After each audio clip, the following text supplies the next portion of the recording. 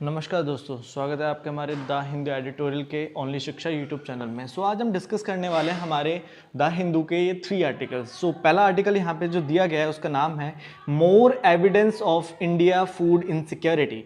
देखते हैं कि इस आर्टिकल में क्या बोला जा रहा है। इस आर्टिकल में इंडिया की फूड इनसिक्योरिटीज़ के बारे में बात कही जा रही है। क्या बताया जा रहा है इसमें? अभी स्टेट्स ऑफ फूड सिक्योरिटी और nutrition in the world Sophie के द्वारा लेटेस्ट डेटा रिलीज किया गया है, जिसमें भारत के बारे में बताया गया कि भारत में एक लार्जेस्ट पॉपुलेशन वाला कंट्री के साथ साथ जहां पर अभी भी भारत की पॉपुलेशन में फूड इनसिक्योरिटीज पाई जाती हैं। यूनाइटेड नेशन ऑर्गेनाइजेशन की रिपोर्ट से ये शो हुआ है कि भारत में फूड इनसिक्योरिटीज़ की ये परेशानी 3.8% से इंक्रीज हुई है 2014 से लेकर 2019 तक में, और 2019 में 6.2 करोड़ पीपल फूड इनसिक्योरिटीज़ के साथ रह रहे थे। जो ये डेटा 6.2 करोड़ काफ़ी ज़्यादा है 2014 के फूड इनसिक्योरिटी से अगर हम कंपैरिजन करेंगे तो। States of food security and nutrition in the world की रिपोर्ट को हर साल के एंड में पब्लिश किया जाता है।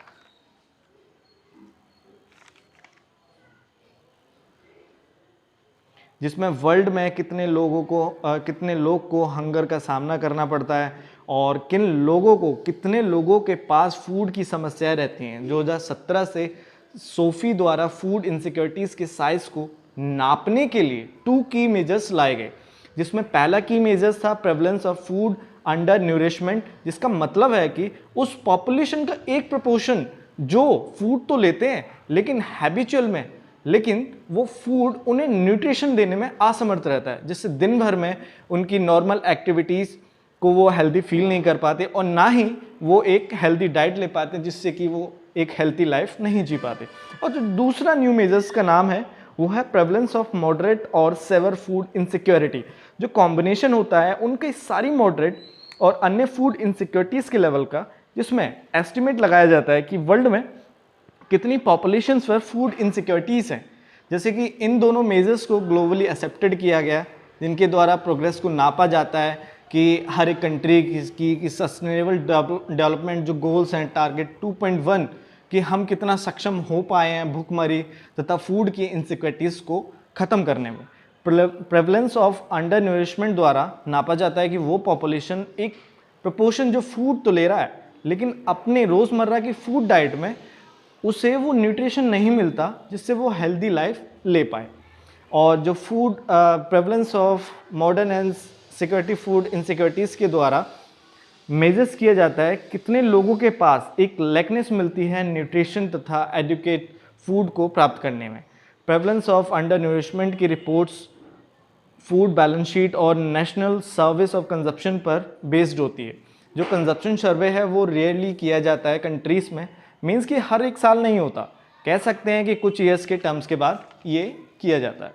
लेकिन जो PMSFI की रिपोर्ट्स को प्राप्त किया जाता है वो एनुअल सर्विस के द्वारा किया जाता है, जो हर साल के एंड में की जाती है, जिसमें फूड इनसिक्योरिटीज़ की सारी इंफॉर्मेशन को कलेक्ट किया जाता है कि कितने हर एक कंट्रीज़ में कि कितने फूड शॉर्टेजेस रहे पीपल, कितनों को अपना मील एक समय का छोड़ना पड़ता है और कितनों को अपनी डाइट्स को चेंज किया है रिसोर्सेस ना होने के कारण। इन सब के आधार पर PMSFI की रिपोर्ट्स को एस्टिमेटेड किया जाता है। PMSFI द्वारा फूड इनसिक्योरिटी एक्सपीरियंस स्केल को यूज़ किया जाता है, लेकिन food agriculture organization of UN द्वारा फूड सिक्योरिटी मेजरमेंट बनाए गए, जिनके द्वारा ग्लोबली में प्रेवलेंस रेट्स को कंपेयर किया जाता है जिनसे कलेक्शन को डेटा इजी रहता है और फूड इनसिक्योरिटी एक्सपीरियंस स्केल तथा PMSFI को वर्ल्ड में हर एक कंट्री द्वारा अडॉप्टेड किया गया। बहुत सारी कंट्रीज़ ने अपने आप से FIES सर्विस कंडक्ट कराना स्टार्ट किया। बहुत सारी कंट्रीज़ ऐसी भी हैं जिन्होंने FIES के सर्विस को गैलप वर्ल्ड पोल द्वारा कंडक्ट होते हैं, लेकिन जो इंडिया है वो ना तो FIES का सर्विस कंडक्ट कराता है अपने आप से और ना ही गैलप वर्ल्ड पोल द्वारा दिए गए रिपोर्ट्स को एक्सेप्ट करता है। गैलप वर्ल्ड पोल का सर्वे इंडिया में कंडक्ट होते, लेकिन इंडिया ना तो उस एस्टिमेट को मानता है और ना ही पब्लिश करता है। तो अब बात हम करते हैं कि कंट्रीज़ के डेटास के बारे में। अब कंट्री के डेटा के बारे में कुछ बात सामने आई है जैसे डेटा की रिपोर्ट से, जिसमें एवरेज लगाई गई 3 साल के एस्टिमेट पर कि कितने लोग साउथ एशिया में फूड इनसिक्योर्स की प्रॉब्लम्स को फेस कर रहे थे, और दूसरा इंडिया के एवरेज के बारे में अलग से। तो पहले बात की जाती है, पहला फर्स्ट पॉइंट, इन रिपोर्ट से पहले सामने आया कि इंडिया की 27.8% पॉपुलेशन ने मॉडरेट और सेवर फूड इनसिक्योरिटीज़ की प्रॉब्लम से सफ़र किया। मतलब कि lack of access of food, nutrition food रहा, और कंप्लीट फूड की प्रॉब्लम को फेस करना पड़ा 2014 से 2016 तक के में। और ये शायद 2017 से 19 के बीच में 31.6% तक बढ़ा, जिसमें फूड इनसिक्योर पीपल की संख्या रही 48.86 करोड़ हुई 2017 से 2019 तक में। भारत पूरे ग्लोबली में फूड इनसिक्योरिटीज़ की प्रॉब्लम को 22% तक अकाउंट्स करता है अकेले ही 2017 से 2019 तक में। और जो prevalence of modern and severe acute insecurity Bharat में 3.7% से इंक्रीज़ हुआ है।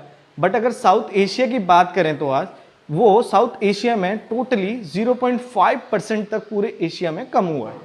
इंडिया द्वारा कोई भी latest nutrition sample survey, office consumption expenditure survey data of 2017 और 18 का सर्वे रिलीज़ ही नहीं किया गया, जिसके कारण हमारे पास कोई भी डेटा नहीं है कि लास्ट ईयर का, जिससे पॉवर्टी तथा फूड कंजप्शन को मेज़र किया जा सके।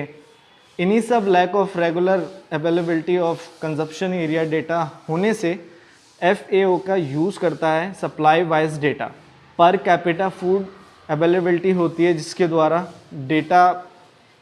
द्वारा पता लगाया जाता है कि पर पर्सन कितनी कैलोरीज प्राप्त की गई, जो पर्सन द्वारा परचेज़ किया जाता है, कितना उसके द्वारा कंजप्शन किया जाता है। लेकिन भारत में ये सब अप्रोच ना तो कामयाब रही, क्योंकि भारत की पॉपुलेशन काफ़ी बड़ी है, जिसके कारण सप्लाई साइड रेट और जो उस रेट में भी डिफरेंस आया जो कंजप्शन सर्विस में रिलीज़ किया गया। तो अब बात करते हैं कि इसके सफरिंग्स क्या रहे, सफरिंग्स के कारण कौन से रहे। तो कह सकते हैं कि इन सभी डेटा रिलीज़ के आधार पर कि फूड इनसिक्योरिटीज़ अभी भी राइज हो रही हैं इस इकॉनमी डिस्ट्रेस में, जहाँ पर एग्रीकल्चर क्राइसिस है, अभी भी सभी सेक्टर्स की इन्वेस्टमेंट में गिरावट आई और एम्प्लॉयमेंट अपॉर्चुनिटीज़ का श्रिंक होना स्टार्ट हुआ। इन सभी के कारणों से आज फूड इनसिक्योरिटीज़ की प्रॉब्लम्स बढ़ रही है। PLSF के डेटा द्वारा शो किया गया कि अनएम्प्लॉयमेंट रेट काफ़ी सालों में आज ज़्यादा इंक्रीज़ हुआ है।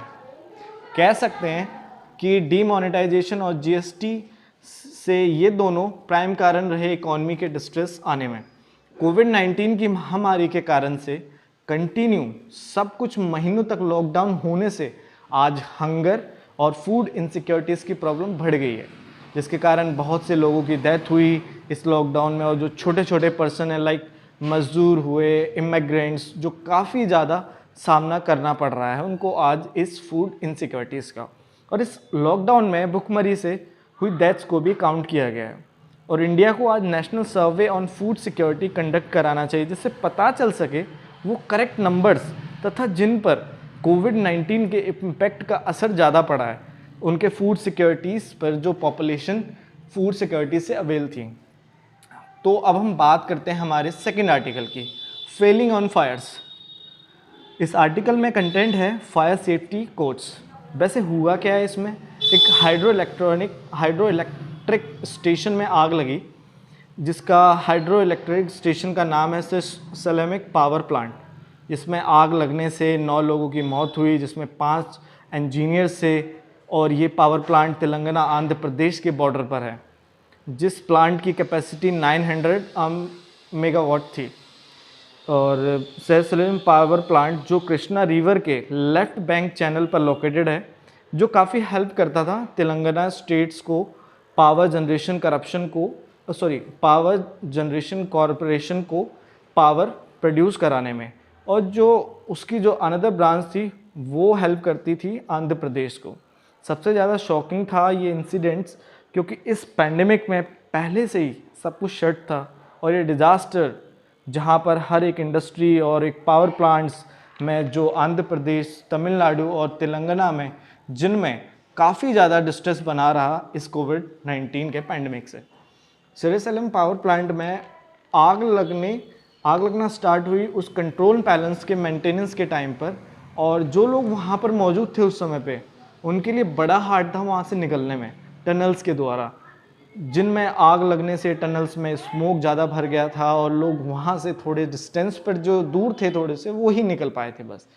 इतना ज़्यादा स्मोक के कारण रेस्क्यू पर्सनल्स जो फंसे लोगों को निकालने के लिए वहाँ गए, उनके लिए भी बहुत डिफ़िकल्ट रहा, क्योंकि एंटर करना बहुत हार्ड था ऐसे स्मोक में। जो स्टाफ वहाँ पर थे उनके द्वारा इस पूरे इंसिडेंट को वीडियो में कैप्चर किया गया, जिस पे एक छोटी सी आग ने धीरे धीरे करके पूरे वर्किंग एरिया को अपने अंडर किया। उसके बाद उन पर्सोनल्स को भी जहाँ पर से निकलने की संभावना बहुत कम थी। तेलंगाना द्वारा CID इंक्वायरी कराई जाएगी बोला जा रहा है इस इंसिडेंट पर, और पावर प्लांट ऑपरेटर्स द्वारा भी प्रोब होगी इस पूरे मामले की। अगर इन दोनों द्वारा बिना नो कन्फ्लिक्ट ऑफ इंटरेस्ट रहा तो एक बेटर तरीके से ऑब्जेक्टिव पर काम किया जा सकेगा और डिटरमाइन किया जा सकेगा कि सेफ एग्जिट क्यों नहीं कर पाए वो विक्टिम्स जो वहाँ पर थे, और ऐसी कैटास्ट्रॉफी को फ्यूचर के लिए रोका जा सकता है। ये जो लार्ज हाइड्रो इलेक्ट्रिक प्लांट्स को ज़्यादातर सरफेस लेवल के विलो पर बनाया जाता है, जहाँ पर जनरेट करना एनर्जी को कंट्रोल्स और ट्रांसमिशन इक्विपमेंट्स टूल को लोकेटेड किया जाता है। लेकिन जहाँ पर ये सब टूल्स होने के बाद भी सरफेस लेवल के नीचे, वहाँ से इंसिडेंट को हैंडल करना बहुत मुश्किल है काफ़ी, और सेफ्टी फीचर्स एक एक्सट्रीम लेवल पर होने चाहिए। अगर ऐसा कोई इंसिडेंट होता है तो उसे as per the time control किया जा सके। सेरेसेलम में IEEE स्टैंडर्ड भी एग्जिस्ट थे, जहाँ पर वेंटिलेशन सिस्टम फिक्स्ड किए गए थे जो स्मोक को रिमूव करते हैं। फायर रिटार्डेंट मटेरियल्स को कंस्ट्रक्शन में यूज़ करना चाहिए, ड्यूल एग्जिट्स होने चाहिए, रूट्स होने चाहिए जैसे कि स्टेयर्स, अलार्म सिस्टम्स, ये सब सारी फैसिलिटीज़ होनी चाहिए सेफ्टी कोड्स के लिए। जबकि तेलंगाना पावर प्लांट में ये सब सेफ्टी कोड्स होने के बाद भी जो पर्सोनल वहाँ थे वे क्यों नहीं निकल पाए, वहाँ से इन्वेस्टिगेशन होनी चाहिए।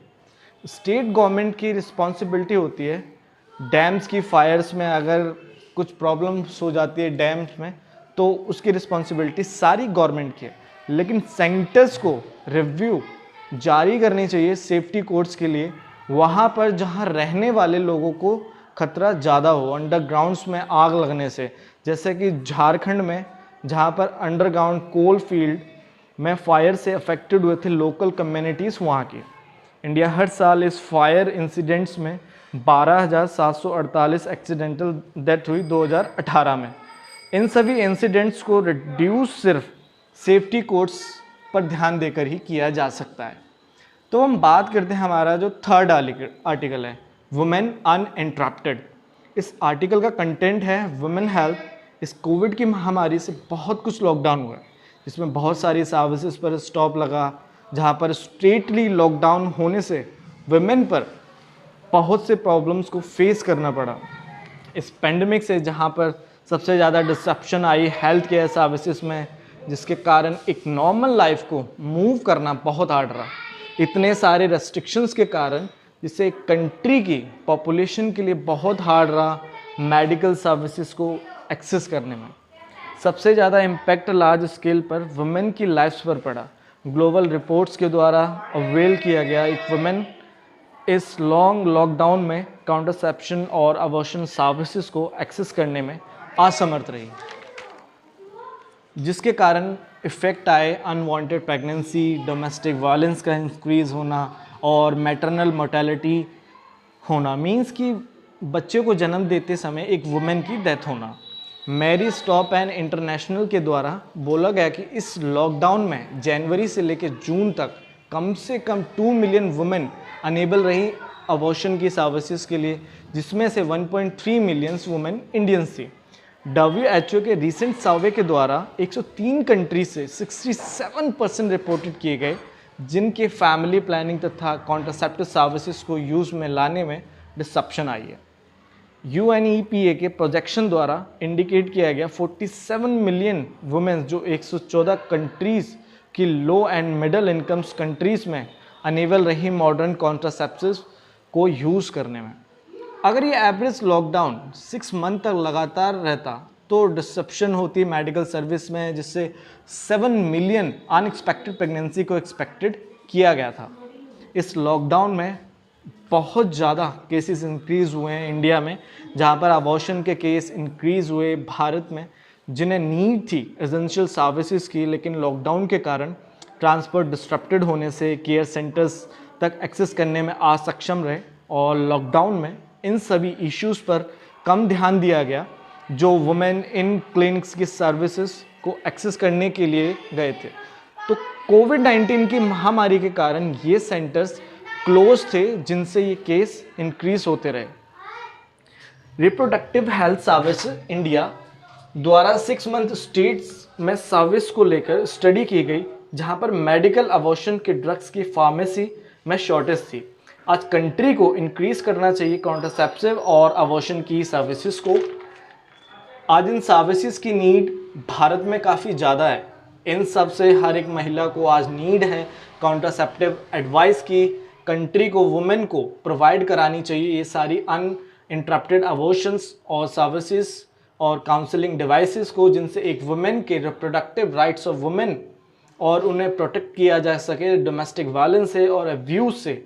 इन सभी सर्विसेज को टेली मेडिसिन मीन्स इंटरनेट के थ्रू, लोकल क्लिनिक्स के द्वारा और अबॉर्शन ड्रग्स की शॉर्टेज को कम किया जाए, हेल्थ केयर को इम्प्रूव किया जाए। हर एक कंट्री की फर्स्ट टॉप प्रायोरिटी वुमेन की हेल्थ केयर पर होनी चाहिए, जिससे उस कंट्री पर एक हैवीएस्ट बर्डन ना रहे, ना ही प्रेजेंट में और ना ही अपकमिंग फ्यूचर में कभी अगर ऐसा पैंडेमिक आए तो दोबारा।